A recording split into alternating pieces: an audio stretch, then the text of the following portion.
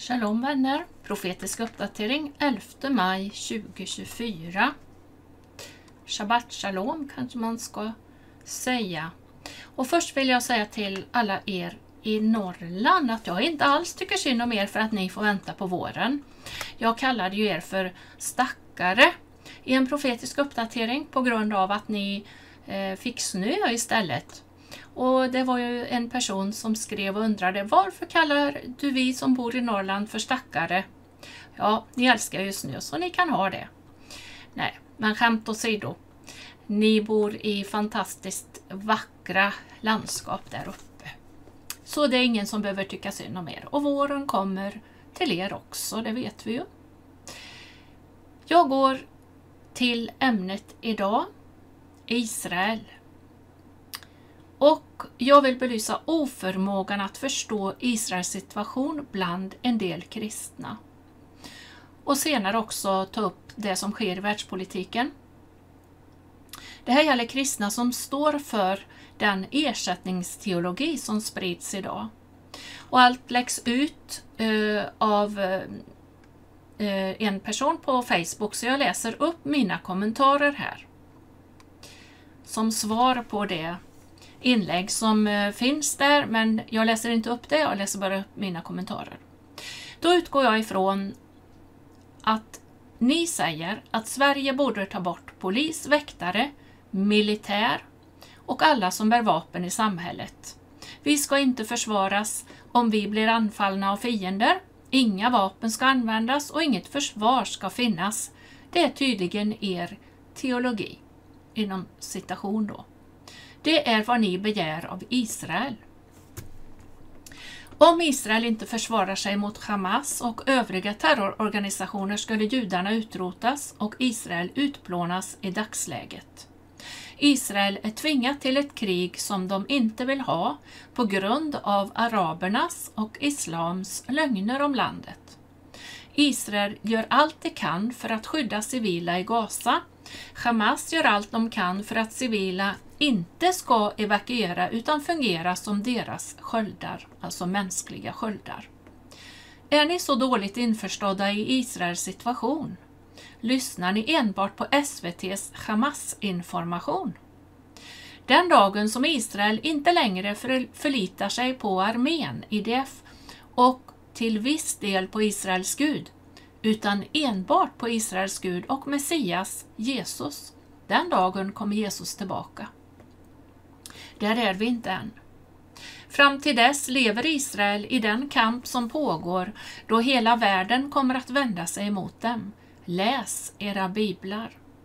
Det ser vi redan nu med all antisemitism och falsk propaganda. Den som läser Bibeln borde rimligen förstå Israels utsatta situation. Allt annat borde gå under kristet hyckleri. Vi har facit i hand. Vi kommer inte att bli uppryckta och förvandlade förrän Israel som folk omvänder sig. Då först kommer den första uppståndelsen. Klart och tydligt i Bibeln. Dags att vakna över det profetiska ordet och förstå Israels situation utifrån det. Om inte Israel strider emot Hamas kommer Hamas att göra om massakern igen och igen. Deras egna ord. Israeler våldtogs, brändes levande, halshögs, kidnappades, torterades med mera. Ersättningsteologin är en villfarelse som gör att kärleken kallnar. Guds plan med Israel pågår, men ni tycks inte förstå det, utan låter som hednisk media. Det finns väl gränser för blindheten då det inte går att tiga när kristna lever i en inbillad fromhet som gör att man förhäver sig över de naturliga grenarna. Jag syftar naturligtvis på Romarbrevet 11 där. Och så Romarbrevet 11 från vers 11. Jag frågar nu, Paulus skriver, inte har de väl snubblat för att de skulle falla? Visst inte. Men genom deras fall har frälsningen kommit till hedningarna, alltså evangeliet om Jesus, för att detta skulle väcka deras avund. Och om deras fall har varit till rikedom för världen och deras fåtal varit till rikedom för hedningarna, hur mycket mer skall då inte deras fulla antal vara det? Och till er hedningar säger jag, som hedningarnas apostel sätter jag mitt ämbete högt i hopp om att väcka mina landsmäns avund och frälsa några av dem. Observera nu nästa vers. Observera. Ty om deras förkastelse betyder världens försoning, vad skall då inte deras upptagande betyda om inte liv från de döda? Ja, det är lätt att sitta i det relativt trygga Sverige och vara besserwissrar om Israel, eller hur? Guds vrede väcks på allvar när man delar hans land, Israel, i en tvåstatslösning. Läs Joel kapitel 3. Men det kanske ni tycker är fel av Gud, ni som är så andliga. Och det var slut på mina inlägg där. Och jag är ganska skarp i tonen. För det gör mig väldigt upprörd när kristna sitter och kommenterar och tycker om Israel när de avslöjar sin brist på kunskap, brist på förståelse och tydligen bara lyssnar på mainstream media som det verkar. Och hur de läser sin bibel, det är ju bara en gåta ibland. Men då går vi till världspolitiken där vi kan läsa FN röstade för utökad palestinsk status. Generalförsamlingen i FN har med stor majoritet röstat för att ge de palestinska områdena utökad status i organisationen. Sverige avstod från att rösta. För att en grund för hållbar fred ska läggas krävs en förhandlad tvåstatslösning mellan Israel och Palestina. Detta reflekteras tyvärr inte tillräckligt tydligt i resolutionen, skriver Tobias Billström till SVT. Ja, det var ju bra att Sverige avstod från att rösta åtminstone. Och jag kommenterar. Ja, sannoliken en symbolisk omröstning, det de kallar det då, som beskriver hur sjuk, syndfull och styrd av orättfärdighet och lögn den här världen är. Att löna den mest djävulska massaker mot israeler med en terrorstat är väl det grövsta som FN har gjort hittills. Gud säger genom sin tjänare i bibelordet att hela världen är i den ondes våld. Här ser vi tydligt och klart människor som är styrda av Satan, som kallar det onda gott och det goda ont. Och jag vill uppmana till att gå in och lyssna på Israels ambassadör i FN när han säger sanningen rakt av om det här beslutet. Den är på engelska och jag kommer att lägga ut den med svensk text senare. Ambassador Gilad Erdan shreds the United Nations. You are shredding the UN Charter. Så heter den på engelska. Ni ser texten här, så kan ni söka på YouTube. Om ni förstår engelskan så kan ni gå in direkt där och se och höra. Så skriver Amid Sarfati på Telegram. Efter den otroliga framgången med att stoppa de iranska missilerna står världens länder i kö för att köpa israeliska produkter. IAI, Israel Airspace Industry, publicerade sin kvartalsrapport för 2024 med den högsta siffran i sin historia. Order som uppgick till 19,1 miljarder dollar, och det är redan ett av de ledande säkerhetsföretagen i världen med 15 000 anställda. Företagets nettovinst steg med 48% och Israel fortsätter att bli rikare. Ja, till mångas förtret. Kanske är det så att Gud vänder på allt till Israels fördel i slutändan. Eller vad tror ni? Den 22 juni 1982 var Joe Biden senator från Delaware och konfronterade den dåvarande israeliske premiärministern Menachem Begin under sitt vittnesmål i senatens utrikesutskott och hotade att dra in biståndet till Israel. Menachem Begin svarade: hota oss inte med att dra in ert bistånd. Det kommer inte att fungera. Jag är inte en jude med darrande knän. Jag är en stolt jude med 3700 år av civiliserad historia. Ingen kom till vår hjälp när vi dog i gaskamrarna och ugnarna. Ingen kom till vår hjälp när vi strävade efter att skapa vårt land. Vi betalade för det, vi kämpade för det, vi dog för det. Vi kommer att stå fast vid våra principer. Vi kommer att försvara dem. Och när det är nödvändigt kommer vi att dö för dem igen, med eller utan din hjälp. Slutcitat. Och det här var Amir Tsarfati som la ut på Telegram. I och med att detta nu upprepas av Joe Biden i dagarna. Historien upprepar sig, ja. Viktigast av allt kan vi tillägga är att Gud låg bakom att judarna fick tillbaka sitt land Israel. Gud samlar sitt folk och det kan ingen förhindra eller stoppa. Om du tror på Bibelns Gud, då tror du på Israels Gud. Psalm 41 och 14. Lovad vare Herren, Israels Gud, från evighet till evighet. Amen, amen. Psalm 72 och 18. Lovad vare Herren Gud, Israels Gud, som ensam gör under. Och vi går till Ruts bok 2 och vers 12. Herren ska löna dig för vad du har gjort. Ja, full lön ska tillfalla dig från Herren, Israels Gud, som du har kommit till för att finna tillflykt under hans vingar. Och då är det så att Israels Gud är inte ointresserad av landet, det geografiska landet Israel, eller av sitt utvalda folk ur Jakobs 12 stammar. Gud har gett löften om folket och landet som han infriar. Det är tecken, tidstecken inför hela världen och bevis för Guds allmakt och trofasthet. Ta in det.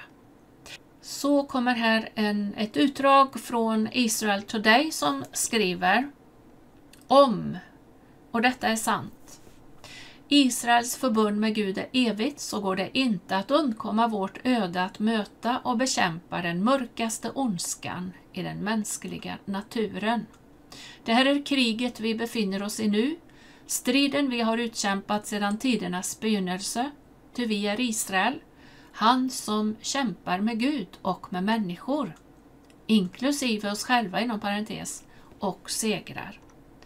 Det är kampen om Israels folks hjärtan och sinnen att återvända till honom som ledde oss till detta oroliga land genom att följa hans ord och vägar till slutlig seger.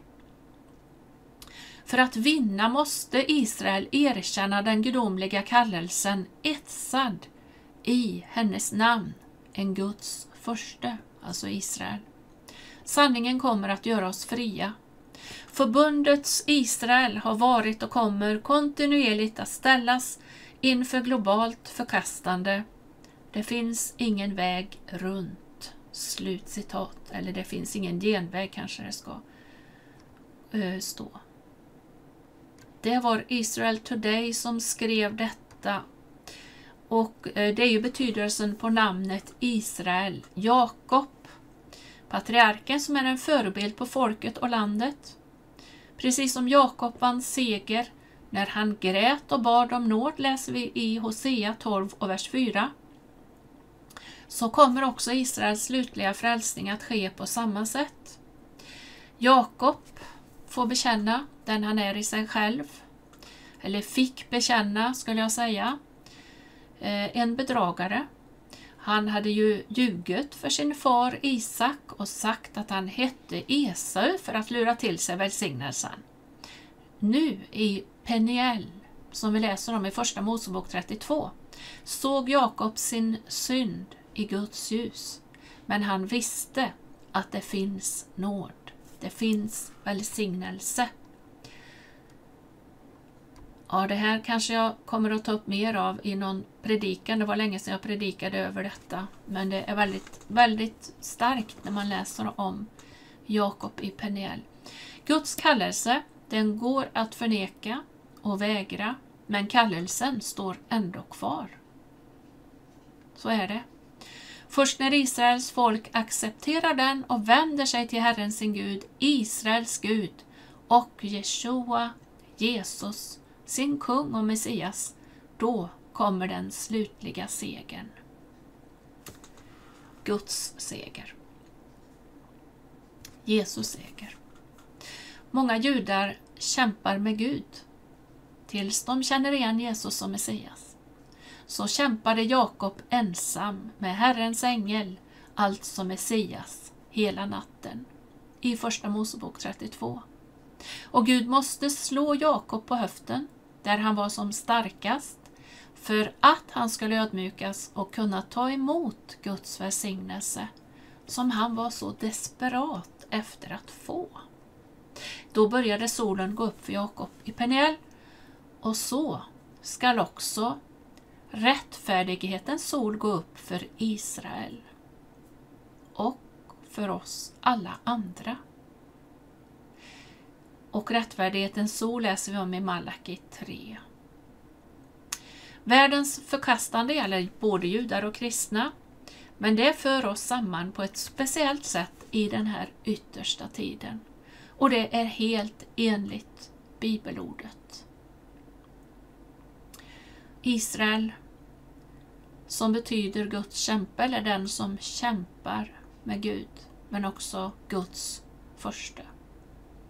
Och det är när Jesus får segra i våra hjärtan som den verkliga segern kommer. Och det är då, när Israel omvänder sig till Herren sin Gud som folk, som Jesus kommer tillbaka. Först då kommer Guds rike synligt. Det är det som är vårt hopp.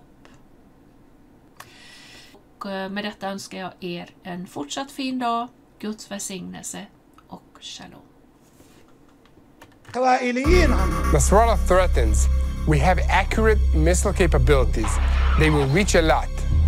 Hezbollah's rocket array is the secret of its power. The ability to pour a great deal of fire from hidden launchers is extremely dangerous, and no wonder at war with Israel.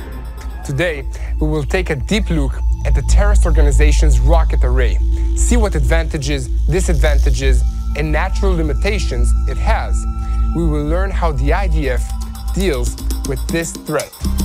I'm Yair Pinto, and this is My State, a program about current events, my belief in God, and my journey in the Holy Land.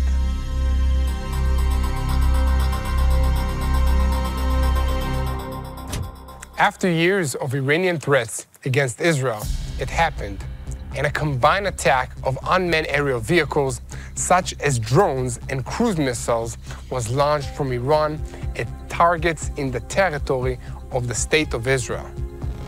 The shooting was carried out from Iran and Iraq in the east, parallel to the shooting of the Houthis in Yemen in the south. Conspicuous by its absence was the Hezbollah terrorist organization, Iran's main arm on Israel's northern border, which did not directly participate in the attack. Hezbollah has an arsenal of tens of thousands of missiles, rockets, and UAVs, but as part of the Iranian attack, it was content with firing a few single rockets. This when the IDF attacked military camps, infrastructure, and positions of Hezbollah inside Lebanon. In terms of division on the sectors between Hezbollah and Iran, Hassan Nasrallah's organization is intended to participate in an Iranian attack only if it comes in the response to an Israeli attack on targets on Iranian soil. As long as this did not happen, Hezbollah refrained from taking part in the Iranian attack for fear of more significant damage by Israel to the state of Lebanon, but continued the exchange of fire with Israel below the threshold of war, which had began immediately after October 7. We traveled to the north of the country to an area where hundreds of thousands of Israeli residents were evacuated from their homes because Hezbollah has been attacking the area since October 7. We are now in the northern city of Kiryat Shmona, so let's start with the main thing how did the organization get so many rockets? The truth is that it does not lack ways to introduce weapons in land shipments from Iran through Syria, by ships through the Lebanese ports, and more than once, the organization has mounted particularly secret transfer operations when it tried to bring dangerous weapons such as mobile anti-aircraft batteries. The IDF neither denies nor confirms anything here, but Hezbollah's secret shipments tended to explode randomly on the way. Let's call it a miraculous mishap.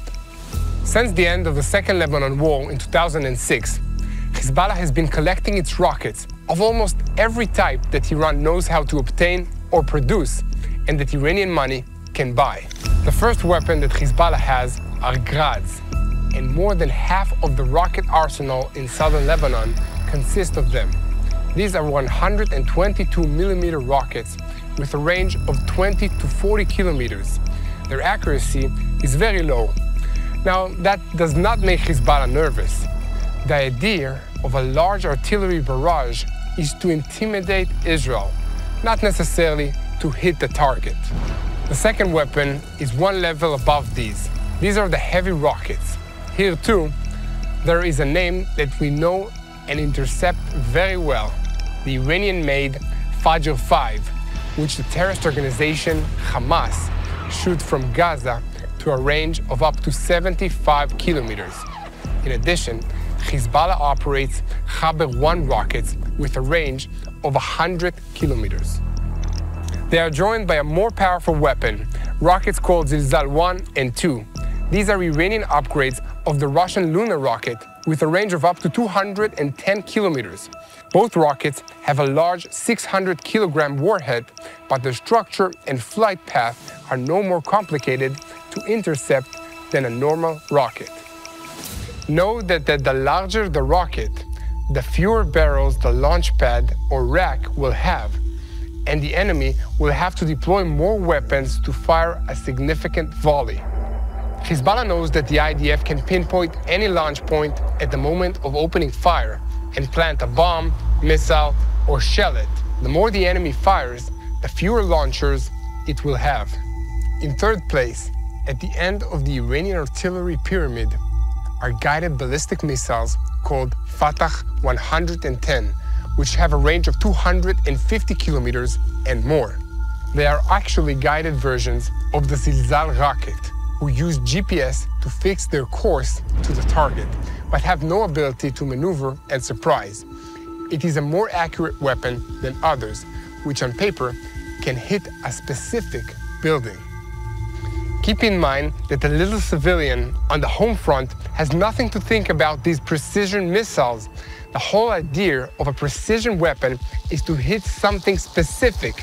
For example, a military base, a transformer station, a bridge, a cell phone switch, etc.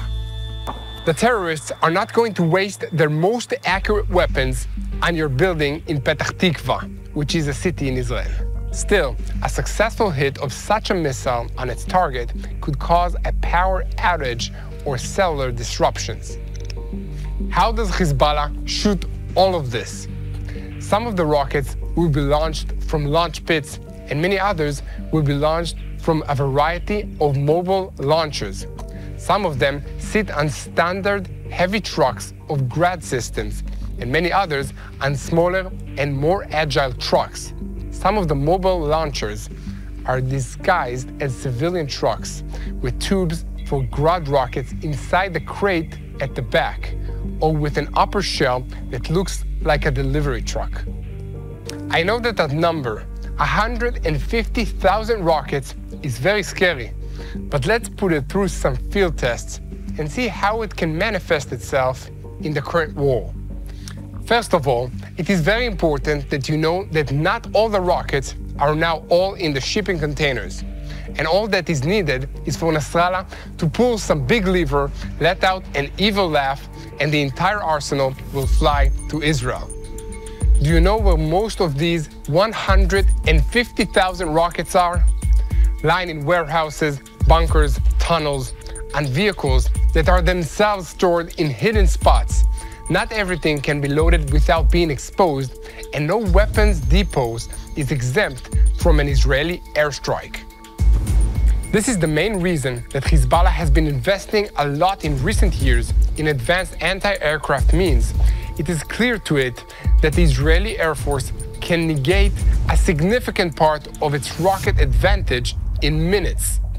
In some sectors, the shooting will be carried out through military compounds prepared in villages and settlements to make it difficult for the IDF to act against them.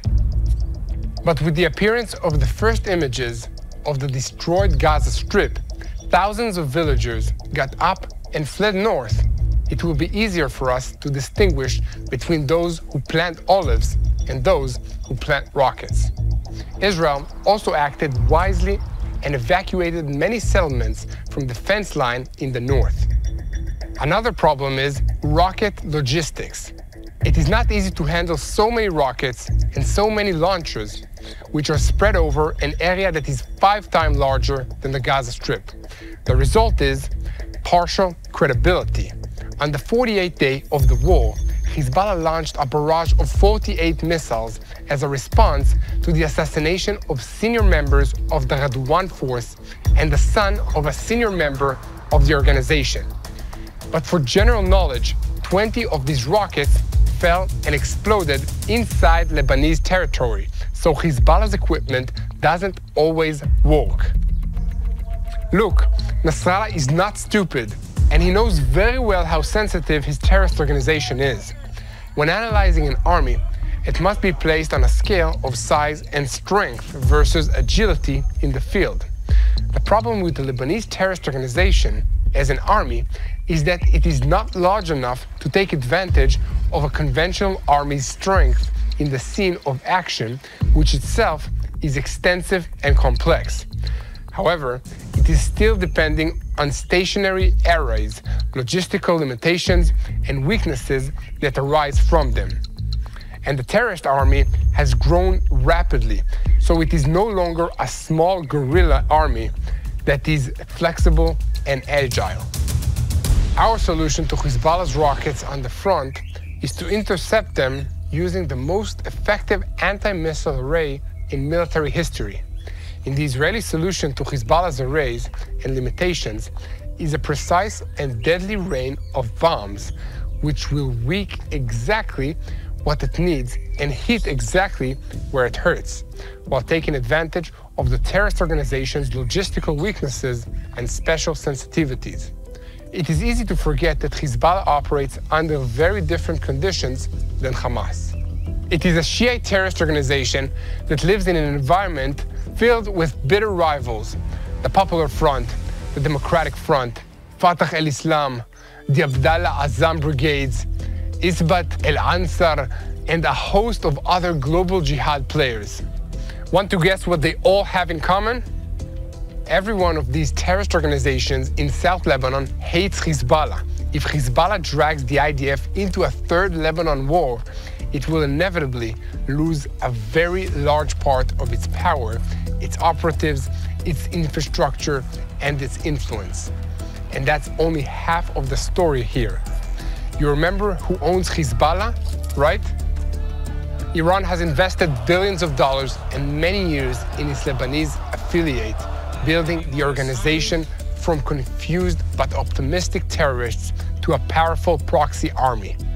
The idea was, along with the spread of Shia influence, to place a mine in Israel's path. Any attack by the IDF on Iran will result in the activation of Hezbollah's arsenal to disrupt the course of the war. And the Iranians did not build Hezbollah just so that it would go and commit suicide over a war that is not its own. If Tehran tries to replace Nasrallah and raise some other local militia, it will have to pay a lot more, because in truth, the locals really actually hate the Iranians. In conclusion, I will mention that Hezbollah is a determined and dangerous enemy, which is very aware of its limitations and knows that it is much more profitable to threaten with 150,000 rockets than to fire 150,000 rockets. And despite all the Shia pomposity, Hezbollah apparently has no intention of committing suicide over this war. So today we learned a little bit more about Hezbollah's military abilities, its arsenal of rockets, drones, and other weapons.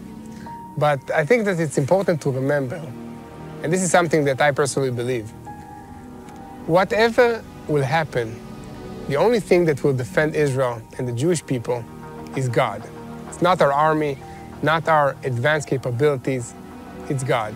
So please join us in prayer that God will protect the people of Israel, and join us in prayer for the peace of Jerusalem.